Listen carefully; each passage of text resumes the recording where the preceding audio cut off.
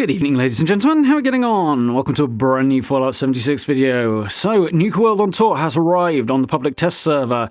So we're going to take a look at some of the content that has arrived as part of this update. And first up today, we're going to take a look at one of the public events, namely Tunnel of Love.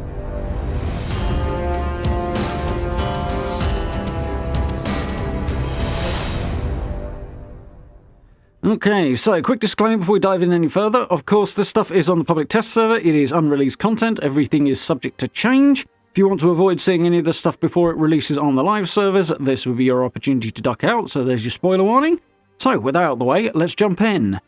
So, there are a whole bunch of new public events, as well as a couple of other activities as well, that we're going to go through sort of one by one. Today we're just going to take a look at Tunnel of Love, which is the first of the new public events. So let's have a look at what the patch notes have to say on this. Okay, so Tunnel of Love. This romantic ride is the perfect attraction for love-struck couples who are looking for a little quality time together amid the flurry of lights and sounds at the carnival. At least it will be, once it's ready. Mr. Lovely just needs a few helping hands to make repairs and to finish decorating the Tunnel of Love before it can whisk swooning sweethearts into a land of enchantment. Don't worry, trekking into the depths of a mine shaft to hang some heart-shaped decor should be safe and speedy venture for a sturdy explorer such as yourself. After all, it's been abandoned for quite some time. So, there we go, a little overview of the event. So as you can imagine, with this being a public event, it will go into rotation with all the other public events that pop up every 20 minutes. Obviously, top of the hour, 20 past, and 22. So, it'll probably initially be a little bit more frequent, but once things start rolling a bit on the live servers, then they'll just kind of slot it in with all of the other public events, so it adds to the variety we've got available there. This event, it's not bad. It's reasonably compact, reasonably swift to do, definitely soloable, which is cool.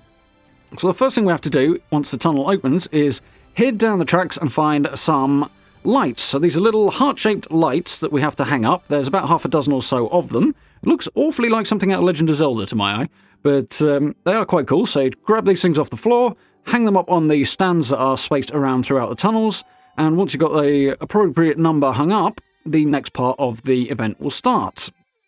So that next part involves heading around the tunnels and repairing the train tracks, because, it's not going to work very well with them in the state they're currently in. So there are about 10 of those places that need repairing, so you have to sort of wander around the tunnels, find those bits of track that are bent upwards, and activate those to repair the tracks. And once that's done, you head on down to the final area, which you'll actually pass through earlier on. This place is kind of twisty and a little bit awkward to kind of wrap your head around when you're in there. So once you're down there, you'll have to help Mr. Lovely experience the full joys of the ride by helping him have somebody to share the experience with. So we've got to find components to build a bride for him. It's a tiny little bit Frankenstein, to be honest, but it's quite cool.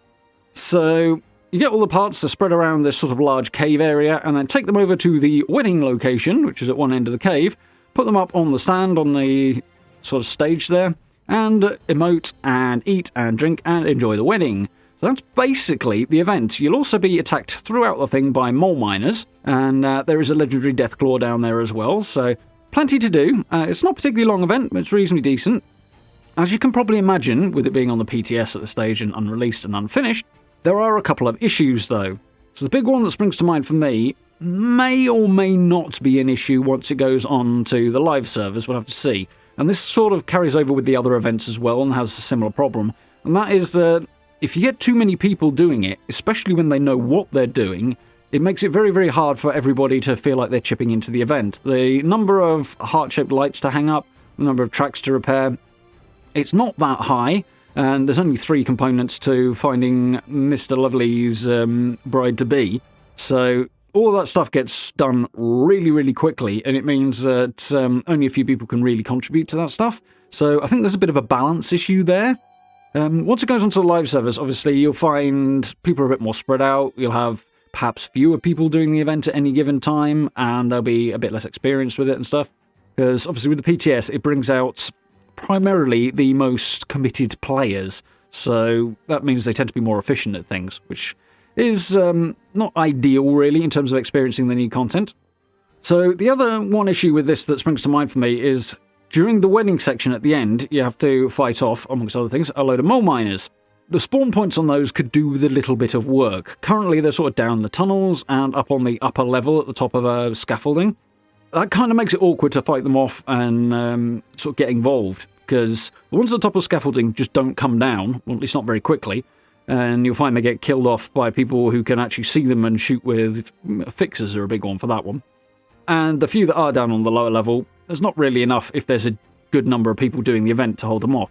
If there's not very many people there, or if you're soloing it by some random turn of events, it actually works quite well and the balance is pretty good. But when there is a decent-sized group, it's a little problematic. So I think those small miners in particular that spawn up top definitely need to rush downstairs a lot faster, so that probably needs a tweak. Or maybe we need them spawning in slightly different places, a bit more spread out perhaps, so they can come in from more directions, that sort of thing. But otherwise, it's a reasonably fun event.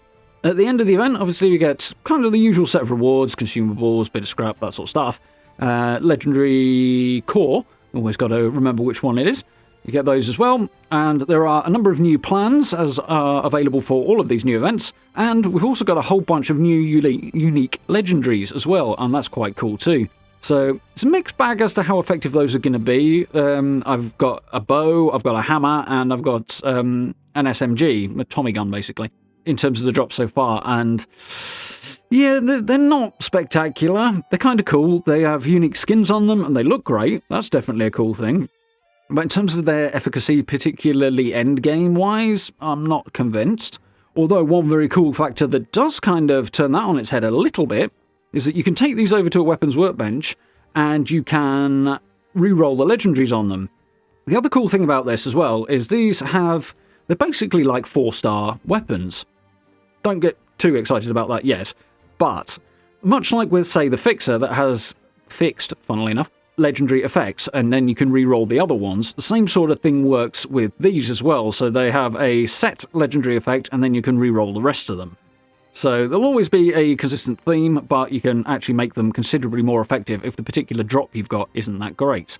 It also means if you don't want to spend a whole bunch of your cores and modules on re-rolling them, you can just run the event again and grind them out in the old school manner, shall we say.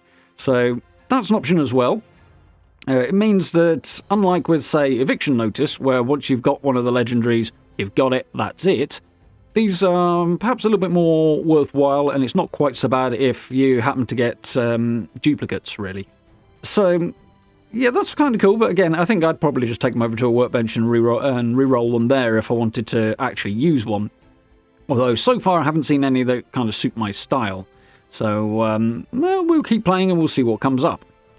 But there we go, that is the Tunnel of Love. It is fairly simple, as you can imagine. It's fairly cool. I do like the environment. The mineshaft that you're exploring as part of this event is really cool. I do really wish you could get in there when the event wasn't running, though. The entrance is sealed up, so you can't go down there and explore unless you're actually running the event, which is a little unfortunate, because it'd be quite cool to go down there and be able to take photos and stuff, but otherwise, it's pretty darn cool.